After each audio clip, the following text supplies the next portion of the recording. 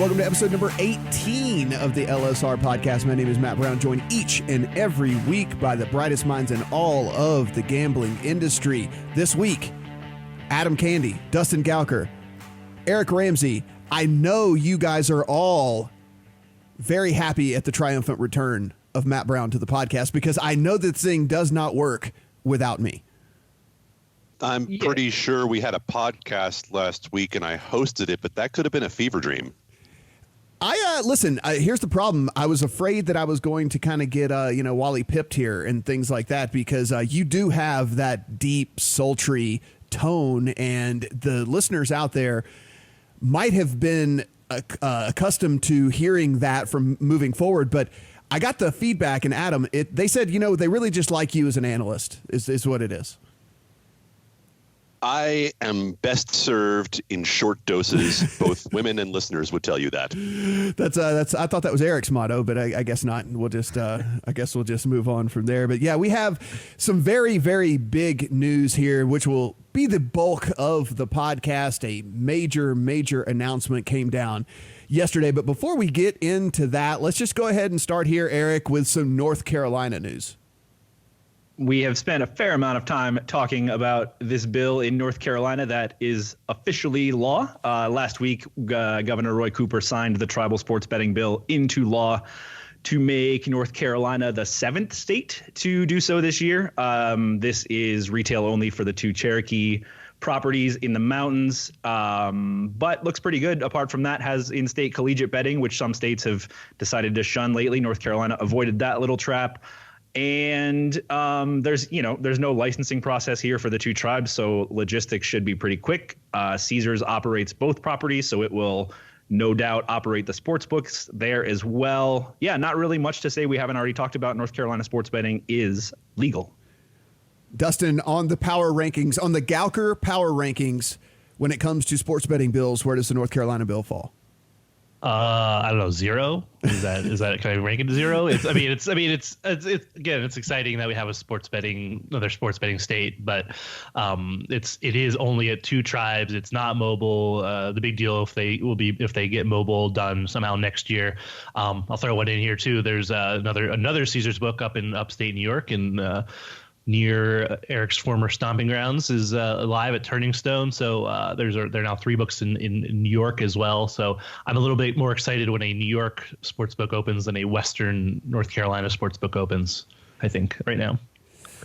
Adam, as we move on with our topics here, we do have a situation where in Pennsylvania, one of the big boys, one of the names that we have talked about on this very podcast, seems like each and every single week, is now up and running. Pennsylvania has options.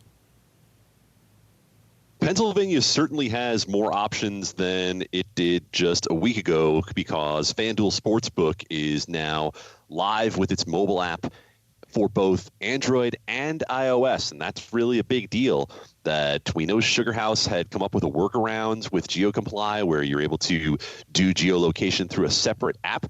That, of course, is functioning. But with FanDuel and their app, they are right within the app. You don't have to do anything else. The geolocation will work via iOS, so that's a big deal. So beyond them having the brand name in the first place to come in and drop that as the heavy in Pennsylvania, they also have the most Apple-friendly setup of everyone, and so that's going to be a big deal with FanDuel Sportsbook coming in. We know that with some of the news we're going to talk about later, they're going to be joined by DraftKings before too long, but much like DraftKings had about a month head start in New Jersey, we know that FanDuel Sportsbook, in terms of competing with DraftKings Sportsbook, will have some lead time in Pennsylvania. Now, Dustin, from what I understand, and correct me if I'm wrong, if I have a New Jersey FanDuel account, my account works in Pennsylvania, correct? Yeah, you just need to get them linked with FanDuel, but you're using the same app. You can even, if you deposited money in New Jersey, you can apparently just use that money to play in Pennsylvania and vice versa. Yeah, FanDuel has a lot of inherent advantages, and it's going to be a big deal to see how it all pans out. Well, everything Adam said is an advantage over everybody else. The iOS functionality with an app that you don't have to use a browser and figure it out that way. You also have PayPal as a deposit option, which is not an option at the other sports books right now, I think. So that, and the brand, the FanDuel brand, was obviously carries some weight. So it's I think it all adds up to, if I'm going to make a bold prediction in August, I'll say FanDuel leads everyone in both handle and revenue, despite being late to the market. I love predictions. I love Gawker predictions. I love setting lines. This is good stuff, Gawker. Thanks for bringing that to the podcast. We needed that, Dustin, a lot.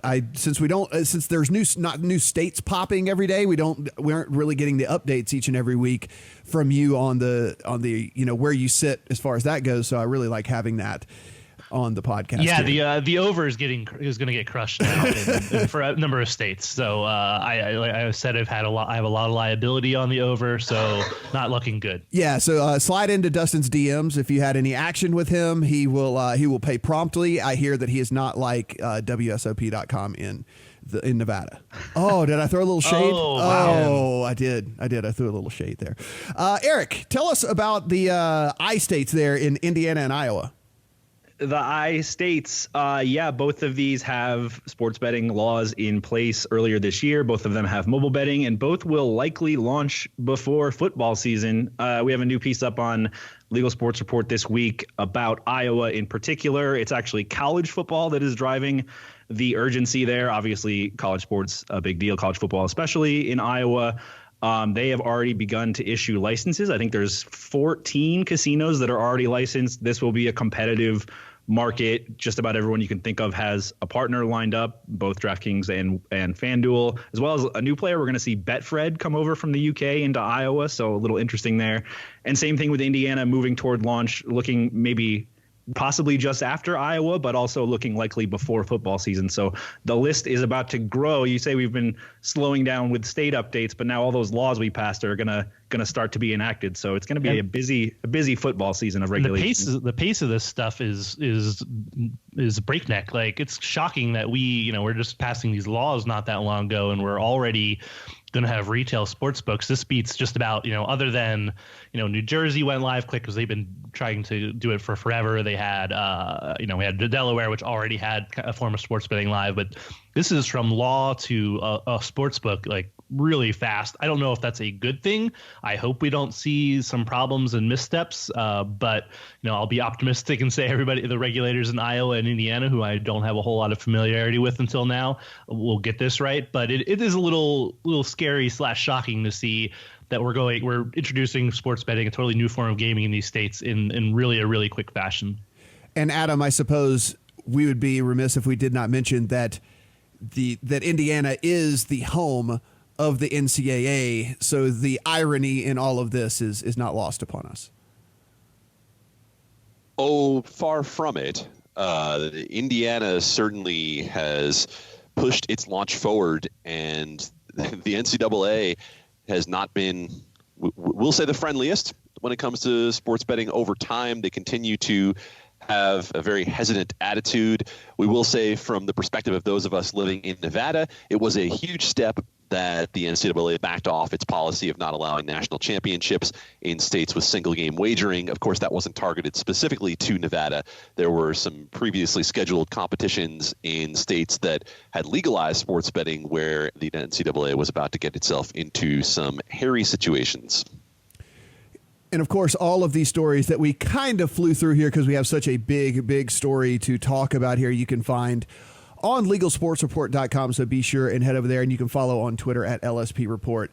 All of those articles get tweeted out, so you can be sure and catch those as they get launched here. Now, we were sitting here yesterday, and there was, I would say, I think, Dustin, you said it was about 3:30 in the afternoon, approaching 4 whenever your inbox got flooded with press releases. Yeah, I think the first one was around 4. There's a bunch of deals announced by Penn National Gaming, which owns and operates casinos, I think, in what's the number? 19 states is the number. And just announcing all of these sports betting deals all at one time. So at first I was like, oh, Canby announces a deal to operate sports books for Penn National in all the states where they have casinos and horse racing tracks. Like, oh, okay, that's good. Then I get the Penn National email, and then all all of a sudden there's all these other emails too about, oh, DraftKings has market access through Penn National. PointsBet has. I actually didn't get a PointsBet one, but TheScore, which is the sports media app that's doing a sports betting app in New Jersey here soon, they have access through that. Also PointsBet and the Stars Group, which is going to be the Fox Bet app as it rolls out across the country. So yeah, hard to understate the size and kind of ramifications of the deal, because it's so many companies, a lot of market access being locked up, and we don't know all the money involved, but we're talking lots of money once the revenue starts pouring in from all of this.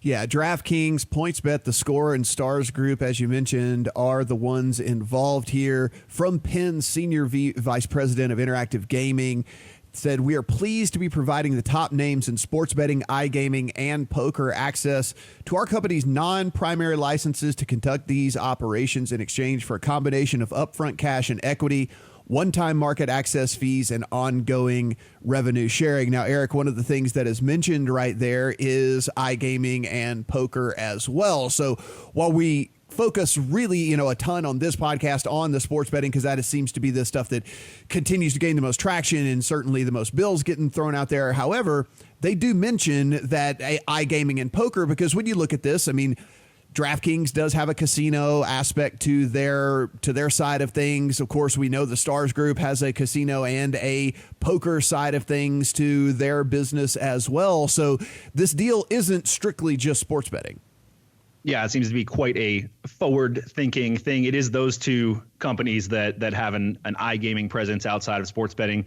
We know the Stars Group is quite literally the largest public online gaming company in the world. It's a $5 billion company, and it now, by my count, has access to 20 U.S. states. So it was a little bit late joining the party in New Jersey. Has started to sort of spread its wings with the Eldorado partnership late last year, and this one gives it access to 20 states, and most of its list under this partnership does have some appetite for online gambling. Michigan's in there, Ohio, Indiana, states that we've talked about before for other forms of online gambling. And yeah, DraftKings recently entered the casino space with its DraftKings Casino in New Jersey. So this is essentially two turnkey partners for Penn in states that do have legal forms of online gambling. So, Adam, for our listeners that have been listening to this podcast since its beginning and have paid attention to all the comings and goings and deals and stuff that were announced, they're probably scratching their head and saying, hey, I thought Penn had a deal with William Hill, if I recall correctly. What's going on with all that? There is so much to unravel when it comes to how the deals that were announced yesterday by Penn National affect other deals, because we have so much in the mix here.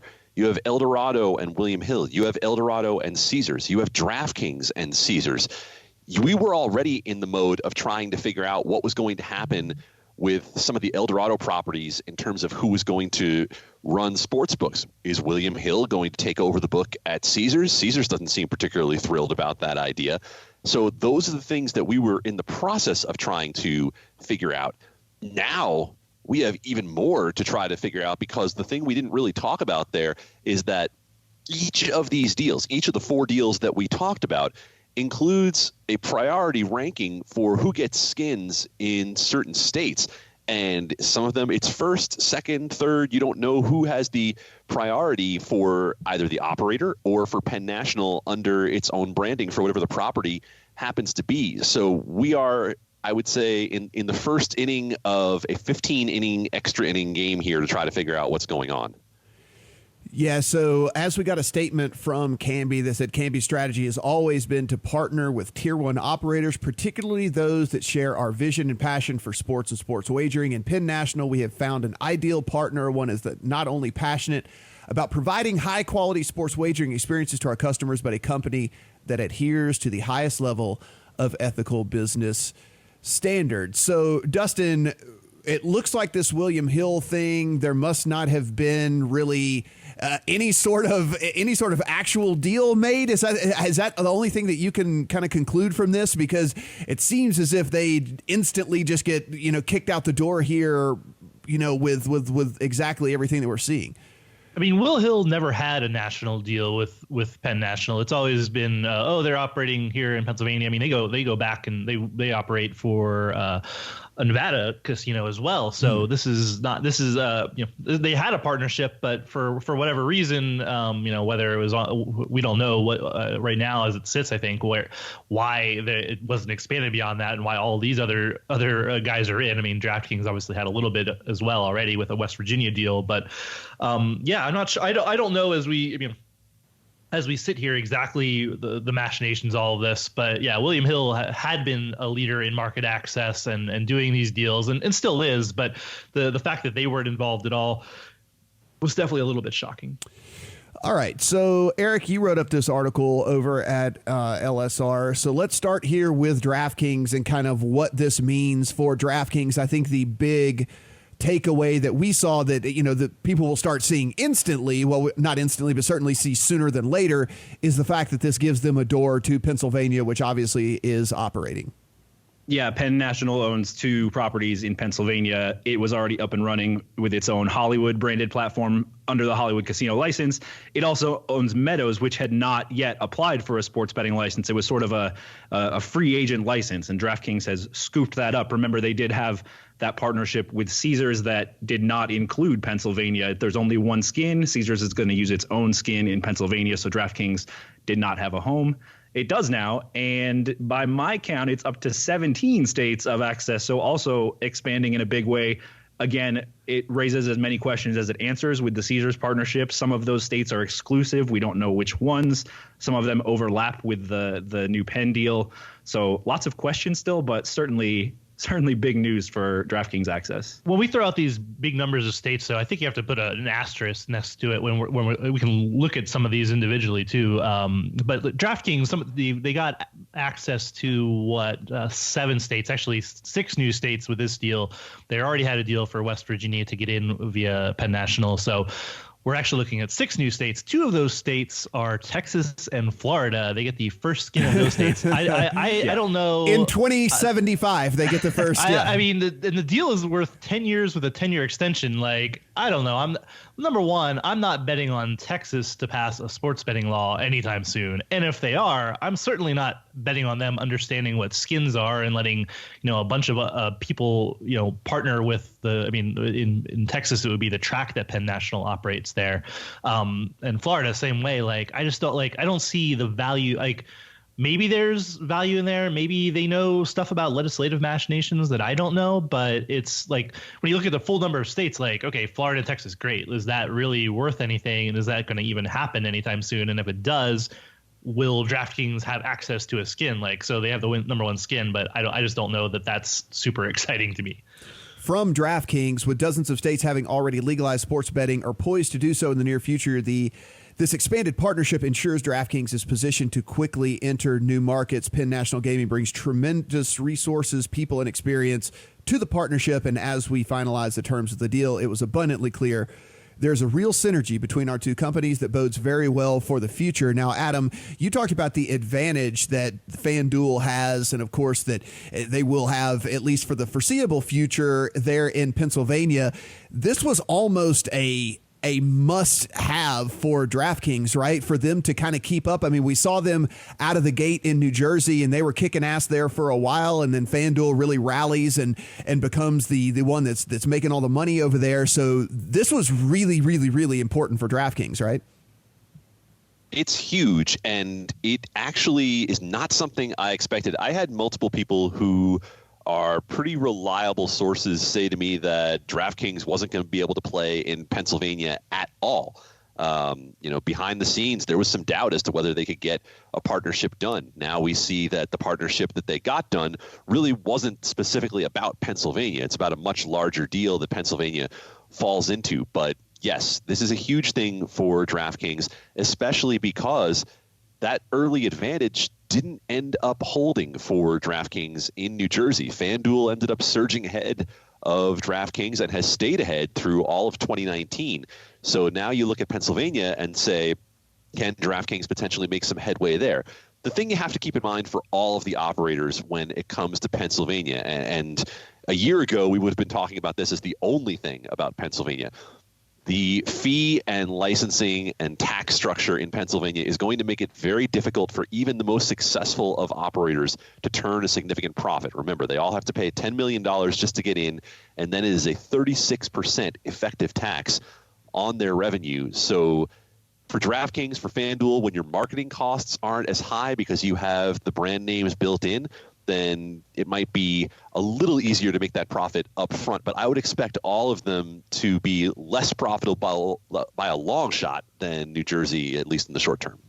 The next two companies we will talk about here, Eric, certainly whenever Adam talks about brand recognition, perhaps people in the States have never even heard of these companies at all. We're going to talk about PointsBet and TheScore. Let's lump these two together here. So a brief overview for people who have never even heard of PointsBet and TheScore. Who are these companies and how the hell did they end up getting a deal with Penn National here?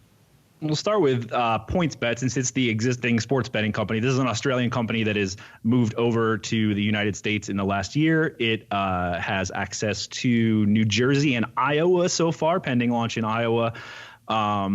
And its little differentiator is the points betting system, where you sort of your payouts or risk scale based on the magnitude of the result. I don't know how to put that in a shorter way, but sort of a differentiator in a crowded marketplace. And then TheScore is the sports media company. Essentially, you might have your app on their phone or instead of the ESPN app. It's a sports media platform that is enormous and is partnered with BetWorks. So we're about to see the debut of the BetWorks platform in some state, and TheScore I think also has current access to New Jersey and Iowa before this deal. So both of these relatively new betting companies were limited to 2 states before this, and now are in double digits or close to it. Looking at the cost here, PointsBet is a revenue share plus 5.28% equity in the company plus $2.5 million conditionally for Ohio. Should that come around for TheScore, we're looking at a revenue share and 4.7% equity here. Now, Dustin, as you look at these two companies and how they are going to try to compete here, there is an interesting thing that Eric mentioned. PointsBet does offer a betting system that no one else does, so they can probably should tout that more than they do and try to get people to try out something unique there. TheScore, on the other hand, I have to imagine is just going to rely on the power of their app, which is, as we found out, you and I, had a conversation with these guys not too long ago on the podcast, is actually second behind ESPN as far as sports apps go. Yeah, I'm foolish or maybe just optimistic for them, but I like the Score's position if they're coming in and doing this. A lot depends on what they do. They can't just turn it on and cross their fingers, but they have a brand and a reach that a lot of companies don't have on the sports front. All you have, whatever. I think it's more than 4 million active users who use the Score app. I'm one of them. I think I probably even said that on this podcast because I like it and I think it's clean and easy to use. So if you're a user of that app, it's a pretty easy journey to say, hey, are you looking at this, this game? Do you want to go over to the Score Sportsbook and bet on it? So they have a brand and a path to customer acquisition that, anybody other than DraftKings and FanDuel doesn't really have. I mean, you have the databases if you're MGM and Caesars and the like, but you have an active and engaged sports fan already in your database, and you can market to them. And that's way cheaper than just trying to, acquire customers and spending on top of, deposit bonuses and everything else. So they have a real chance to make some noise quickly in any market they go live. I mean, they're going to be live here in New Jersey pretty quickly, it seems like, and we'll kind of see how that plays out. Adam, you and I have talked about features and product a lot on this podcast. You and I living here in Vegas, and now Eric too. Welcome, Eric. Welcome as Thank well. So we are going to get to see something we hadn't seen in at least it seems like a little hot minute anyway. Whenever TheScore goes live, we will see a new operating system. As Eric mentioned, Bet.Works will be kind of be powering that from not only from whenever they have their land-based partners, they also have retail stuff, but definitely from the app side of things as well. So they're going to kind of be jumping in head first here, because once they get going over in Jersey, as we mentioned, Indiana and Iowa are not far behind here. So we're about to see what Bet.Works is made of.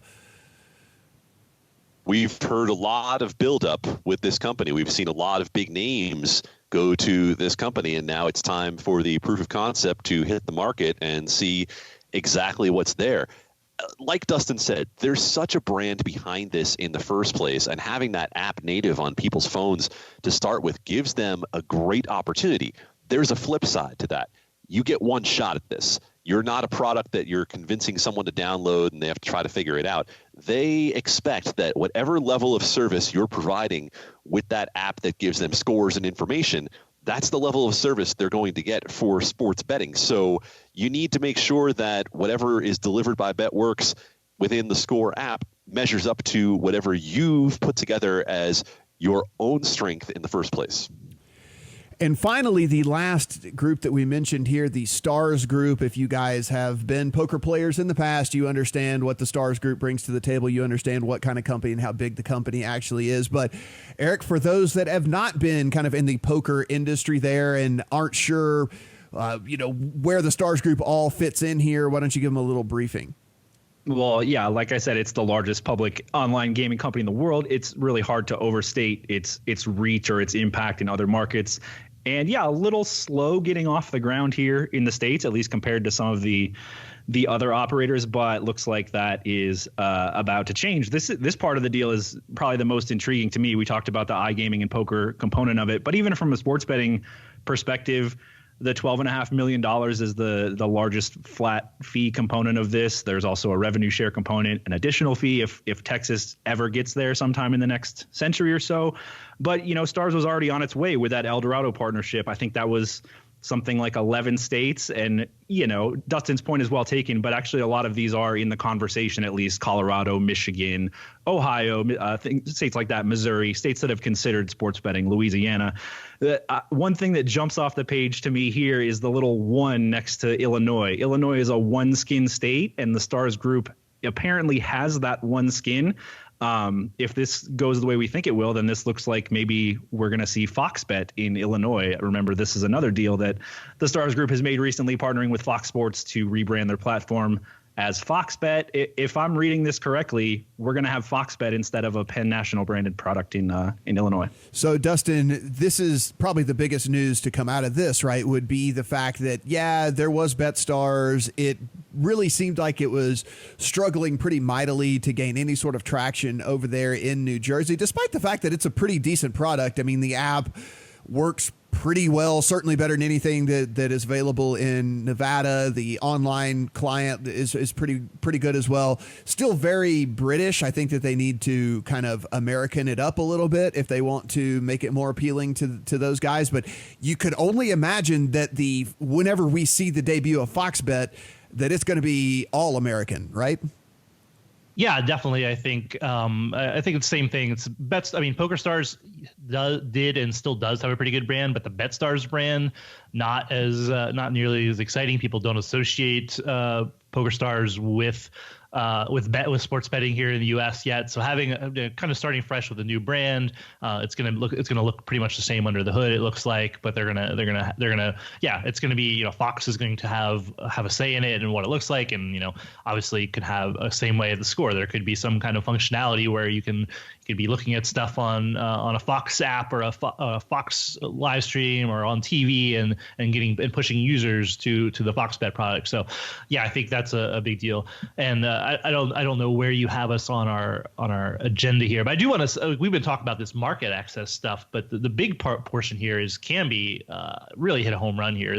This is a company that not long ago people were not high on. We've reported, and I still understand this deal is going through, that DraftKings is buying SB Tech, an online gambling platform provider, and that Kambi was the provider for DraftKings. So that if that was happening, they'd be losing a client in the long term, even if they're contracted short term. So Kambi here is the sports book of record for every Penn National sports book. Basically, they're going to do the retail, they're going to do the app, ahead of a skin if there are skins. So this seems like I look at this and like, this is a huge deal for a company that's it's done well so far, but this is just this is orders of magnitude bigger in terms of what they've done. And we certainly have articles. Adam, yeah. Go ahead. Just to add in, yeah, I think that, for us, for our corner of the world, it's huge, right? I think the average person out there, when we talk about the better playing, doesn't really know who Kambi is, doesn't really know what Kambi's place in the whole landscape is. But yeah, to understand what it means to them from where they were to where they are, that's certainly huge. And Eric, we mentioned a little bit about this being also casino and poker as well, and the Stars Group provides that. And for people who aren't aware, because we don't really talk a lot about the casino and poker side of things, at least over there in New Jersey on this podcast, but one thing that we have certainly seen is that if you have everything, the crossover is pretty evident. And we have, while we don't have the direct numbers from the providers themselves that, yes, this many people also play casino that sports bet and vice versa, we could just see by the numbers themselves that, casino players have dabbled over into sports betting. Sports bettors have dabbled over in casino. So having that part of this deal is actually pretty huge. Yeah, it's something that makes a lot of logical sense to the people who know the industry. It's something we've seen bear out in other markets outside of the U.S. And finally, we're starting to get some real tangible evidence, thanks to mostly New Jersey, which has the widest variety of online gambling products. We have seen online casino revenue just absolutely surge in tandem with legalized sports betting in New Jersey. Land-based casino revenue also continues to recover from its down period in the last 7 or 10 years. We have evidence from operators talking about the number of dormant customers that are coming back to their property to check out the sports books and things like that. There are so many ancillary benefits to sports betting that go well beyond sports betting itself. So I do think that the online casino component of this could really be, as significant as sports betting in the long term, if not more so, depending on how these states open up. We're still pretty limited in the online gambling legislation, but we might get there eventually. All right, Adam. So people are sitting at home and they're like, okay, A is partnered with B, and C has partnered with A, and D is partnered with A, and B is partnered with D, and X, Y's, and Z's and all over the place. Now, are there any partnerships left to be had? Where are if somebody wants to get in over here, like one of these Euro companies that hasn't actually decided to take the plunge, decides they want to come over here, how the hell does anyone get in anymore? It seems like all the deals are done. Yeah, I'd say that alphabet soup pretty well sums up what's going on, because this was the last large multi-state operator that was out there for someone to make a deal with. And obviously we have a number of deals, both domestic and international. I think what you have to keep in mind is we still don't know how this major deal is going to affect a number of other deals. There's still some fallout to be seen here as to how certain partnerships are affected by this deal, and we are too far in the early stages of that to really know. So if you're talking about being able to still find a way into the market, it's not impossible, but this was really the last big hope for anyone trying to come from overseas. Dustin, do you see any other places where there might be some market access, or there might be some sort of entry point for anybody that wants to try to expand? Yeah, I mean, if you're willing to go down the list of, if you're thinking there's going to be 3 skins in state, there's still availability. Like, I believe, correct me if I'm wrong, that Boyd really only has that FanDuel deal. So there are slots open underneath the FanDuel deal where if you have a second skin or a third skin, you could get in that way. MGM, has access to skins, but it hasn't been, it doesn't seem like it has a whole lot of interest in letting other people run brands. Like in New Jersey, they run Borgata and Play MGM, which are its own. So I don't see MGM at this point like getting into this game. But if the money's right, they could change their mind. So, but yeah, the number of opportunities to get them all at once, are getting smaller. It doesn't mean there's not opportunities. You're just gonna have to pick them off one by one and do separate deals with smaller state or regional operators. All right, yeah, I'm gonna keep in mind. Sorry, Matt, but to keep in mind, Dustin just mentioned both Boyd and MGM, and remember those two companies essentially have a reciprocity deal with each other, where any market where one is in and the other isn't, they will give each other access to them. So that really sort of limits things as well. All right, I'm going to put each of you, as we close things out here, to give me, and I'll start with you, Eric. Who is the big winner of this deal, in your opinion? I mean, of course, we have some big name. We have a big name in DraftKings, but then we have two smaller names in PointsBet TheScore that get a bunch of access that, that might can help them actually create a brand. And then you have the Stars Group that does get in with, the FoxBet brand, and they have casino and poker to go along with it. So, I mean, and as Dustin mentioned, there's Canby as well. So who's the big winner in this deal? I'll go right to the top and say Penn has done a really good job with this structure. It's picked off 4 really good companies. Canby is a robust supplier, maybe a bit of a pariah to the high stakes betting community, but certainly has the chops to power this product, and gets equity into promising startup companies as part of this deal, plus revenue share from all 4. Penn, everyone wins. Penn seems like the biggest winner out of this to me. Dustin? Yeah, I mean, I won't do Penn National just because Eric took it, but he's right. It's like they did a really good job here. They totally agree with the partnerships they did. I'll go with Canby just because. They get some more instant cred in the U.S. partnering with this and powering what's going to be the sportsbook app for every Penn National property. So that's a really big deal. I mean, I could make a case for any of these companies being a big winner. For me, DraftKings, the biggest single thing out of this is DraftKings getting into Pennsylvania. If they didn't get into Pennsylvania, their kind of immediate growth plan definitely takes a hit. So I think that's a big deal too. And Adam. Well, Dustin just took 3 and said, I was going to do the rest Penn and National. It's Canby. It's DraftKings. So I'm going to blame that on the fact that he's a little sick and doesn't understand the rules of the game. But yes, it's DraftKings, because the biggest question hanging out there in the Pennsylvania market, and make no mistake, the Pennsylvania market is where everything is the hottest right now in the sports betting world. The biggest question was, did DraftKings have a path in? And it was just assumed that an operator of that size was going to find a path. We had heard Meadows batted around for a while as a potential in, but like I said, I had been hearing that maybe they weren't going to be able to get something done from the DraftKings end. This gives DraftKings that market access, along with some other potentially lucrative market access. And yes, we know some of it is a lot more challenging than others when we start talking about Florida and Texas, but that DraftKings Pennsylvania piece, for me, if you were to pull one headline out of this deal that comes below the larger, Penn's trying to take over the world, that would be it. And if all the stuff we just talked about was a little too confusing and you'd like to see it in written form, you can go over and check out Eric's article that everybody helped on over there at LegalSportsReport.com. Penn National Gaming strikes sports betting deals with DraftKings, Canby, and more. So be sure and take a look at that, as everything is broken down very nicely by Eric Ramsey. Well done, Eric. This was a quality read for me. Well, thank you, guys. I may have written some of that. Yeah, Adam didn't help. We didn't all help. It was just mostly Dustin and me, just to clear the record. Adam had no part in that. Adam edited it, right? Do we have an article about this? Okay, yeah.